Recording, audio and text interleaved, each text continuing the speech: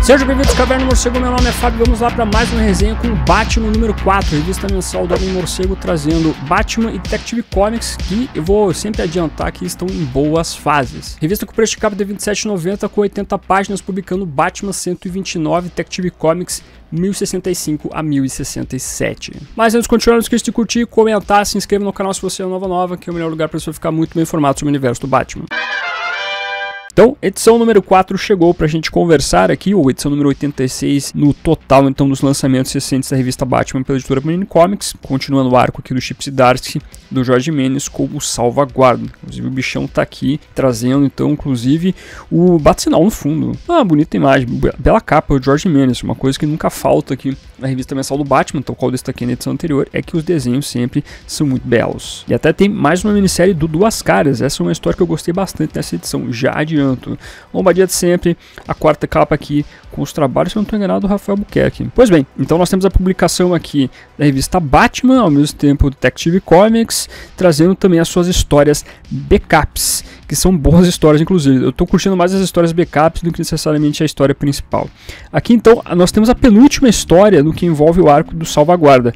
O Batman se ferrou, o Salvaguarda dominou Gotham City por completo, que é aquela questão que eu coloquei na edição anterior, que talvez esse negócio de mais o vilão ter dominado Gotham City pode ser algo que não tenha tanto atrativo, né, porque a gente já viu várias vezes, mas eu gosto muito do papo que envolve aqui o Batman com o Arthur e o lance do significado do Salvaguarda.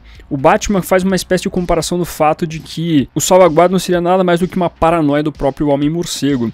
É como se a gente estivesse tratando aqui o Salvaguarda como um Batman que fosse aquele militar maluco, aquele cara que trata todo mundo como soldado, que é um ponto principal que vem sendo discutido nas histórias do Batman pelo Zdarsky, né? Nós temos o lado Batman militar porradeiro e temos o Batman família. Inclusive nessa caixa de texto ele destaca, é arrogância juvenil. É paranoia. Então o Salvaguarda é como se o Batman visse a pessoa dele só que fora, então, no seu corpo. É como se ele visse as atitudes dele como são danosas, da maneira como são tratadas. E eu acho esse aspecto legal. Eu acho bacana essa tratativa que é feita quando a gente observa o arco dessa maneira. O arco parece muito mais massa velho, porque tem muita porradaria, mas quando a gente entra nesses detalhes aqui, então, nas comparações do que envolve a vida do Batman e a maneira como ele trata, então, as pessoas, acaba sendo um detalhe importante. Gosto também desse diálogo que o Arthur acaba tendo com os habitantes de Atlantis sobre o fato, então, de que o Salvaguarda está indo atrás do Homem-Morcego e os residentes de Atlantis têm que defender o Batman de alguma maneira. E até a galera fala, pô, por que a gente vai defender esse cara aí? O que esse terráqueo tem de tão especial? E o próprio Aquaman chega a falar que são inúmeras as vezes que o Batman chegou a salvar a Terra, junto obviamente com a Liga da Justiça. Então, de certa maneira, eles devem um favor ao Homem-Morcego. Um bom diálogo aqui também tratado nesse momento. Aí então o Homem-Morcego precisa correr contra o tempo aí para de alguma maneira tentar desabilitar o Salvaguarda, tramando planos também. É o preparo versus o preparo. Uma coisa que vai ser um tanto quanto difícil, porque o Salvaguarda acaba sendo melhor que o próprio Homem-Morcego. A história aqui vai rumar para um ponto onde a gente vai ver o Batman à deriva no espaço. O uniforme dele protege ele nesse sentido aqui, mas ainda assim ele tem o problema da questão do oxigênio. E aí a próxima edição que a gente vai ver uma das maiores barbaridades do que envolve o Batman, então, e toda a sua maneira de se salvar perante as adversidades. A próxima edição é um tanto quanto polêmica em relação ao que o Batman pode fazer.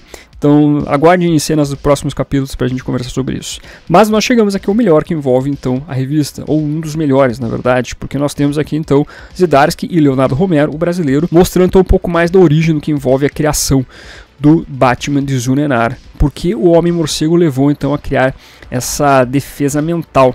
E você vê até aqui algumas discussões no que envolve a regra moral do Homem-Morcego de não matar. A história, na verdade, vai trabalhar muito bem isso.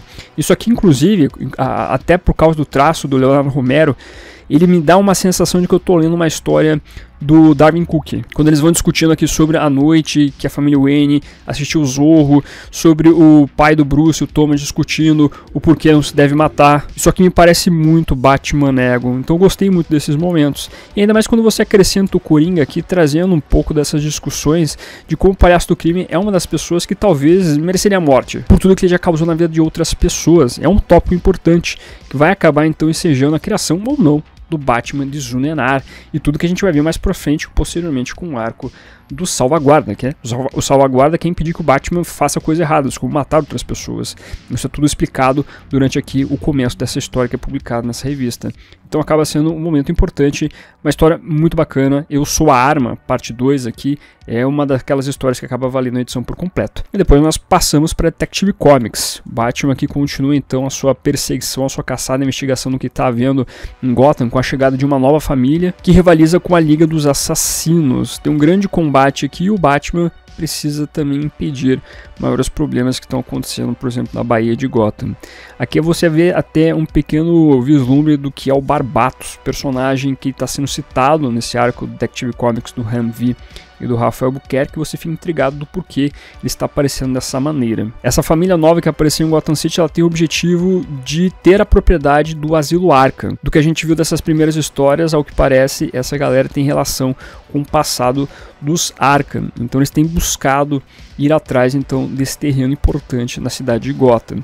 E além disso, a Liga dos Assassinos também tem os seus problemas internos aí que envolve a Talia. Além disso, toda essa organização do crime que apareceu aí em Gotham City também contratou o Duas Caras para fazer parte de todo o esquema. Ele tem uma participação importante aqui. Para finalizar, a história acaba terminando então aqui com o Comissário Gordon, o ex-Comissário Gordon, ajudando o Homem-Morcego.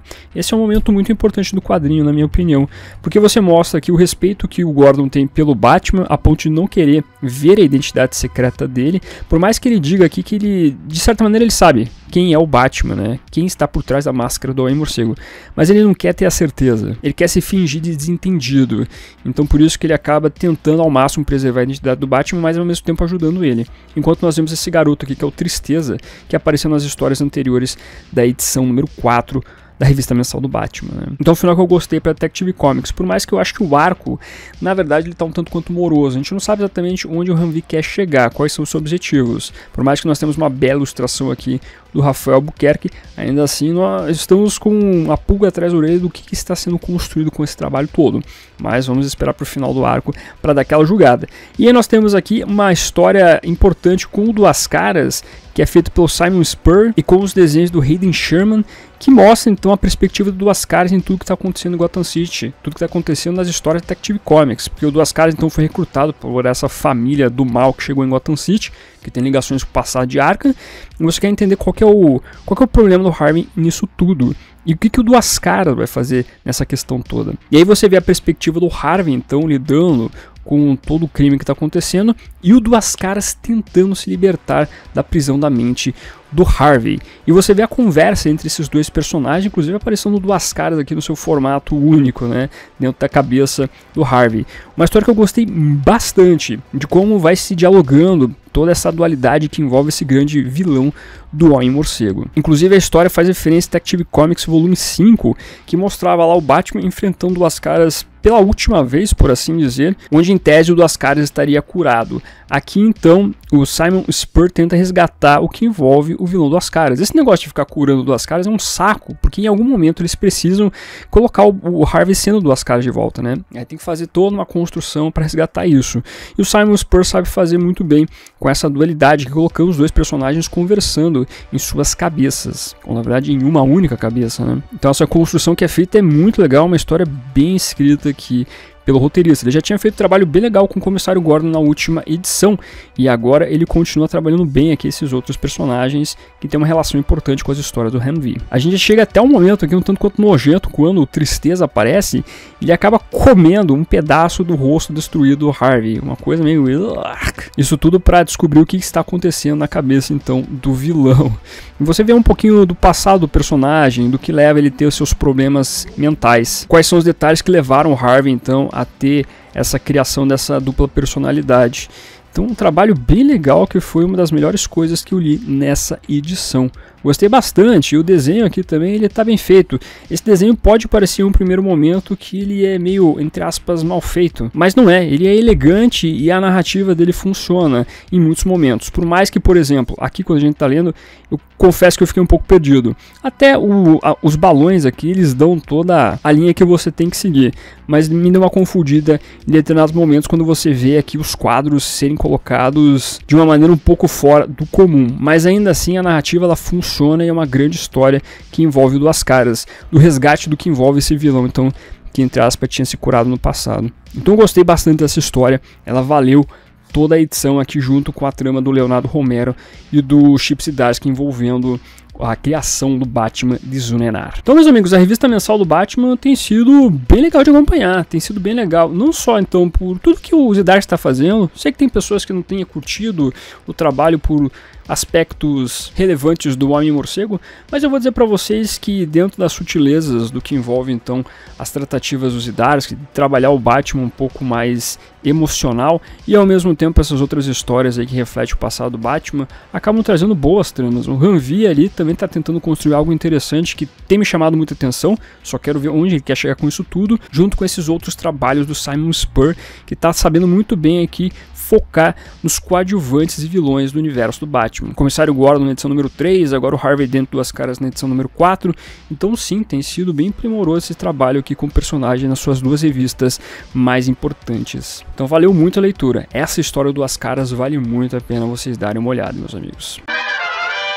Antes de continuar, não deixe o meu comentário fixado aqui embaixo, pois sempre tem um motor de quadrinhos com desconto. Se você for fazer suas compras na Amazon, loja da Panini, qualquer outra loja de internet, de qualquer tipo de produto, use nos links que estão aparecendo na sua tela, que dessa maneira você me ajuda a manter esse projeto de Batman ativo. Meu muito obrigado. Então o resumo da ópera aqui é que as histórias backup, ou as histórias secundárias, acabam sendo melhores que as histórias principais. Não que as histórias principais sejam ruins, pelo contrário, elas são boas, mas o nível das histórias secundárias acabam elevando um pouco melhor, então, toda a qualidade da revista. Então, Chip Zdarsky, Ram V, Simon Spurr estão fazendo um bom trabalho no roteiro e os desenhos do Rafael Albuquerque, também aqui do Leonardo Romero e do Hayden Sherman, conseguem trazer boas narrativas aqui e boas histórias envolvendo o personagem. Inclusive, vou reforçar aqui, essa trama do Duas Caras é muito bacana. Então, minha nota para essa edição aqui vai ser 9. Estou aconselhando fortemente para quem gosta de Batman ir atrás deste trabalho. Tem valido muito a pena acompanhar aqui essas várias tramas que trabalham intimamente o Homem-Morcego. E além do mais, os personagens coadjuvantes, bem como seus antagonistas, têm tido um bom trabalho aqui também. Então reforço para vocês darem uma olhada quando puderem. Já leu essa edição, tá acompanhando a revista mensal? Traga os comentários aqui embaixo, aproveite e veja outros vídeos do canal, com uma playlist então da revista mensal do Homem-Morcego pela editora Panini Comics. Reforçando, curta, compartilhe, comente, sempre gosto de ver os seus comentários aqui embaixo, bem como se inscreva no canal se você é nova, marque o sininho para se notificar nos vídeos. É isso, vou ficando por aqui. Como sempre, no final do vídeo nós temos os membros do canal, a galerinha que mantém este canalzinho aqui de pé. Agradeço demais a colaboração de vocês, bem como de você que faz suas compras através dos links da Panini, Amazon, Magazine Luiza, Submarino e assim por diante. Meu muito obrigado como sempre, e se você está chegando agora e quiser ajudar o canal, os links estarão na descrição. Aproveita que você tá aí, meu amiguinho, dá uma olhadinha no vídeo que está aparecendo agora. É um vídeo que vale o seu clique. Agradeço a sua companhia, até a próxima e fui.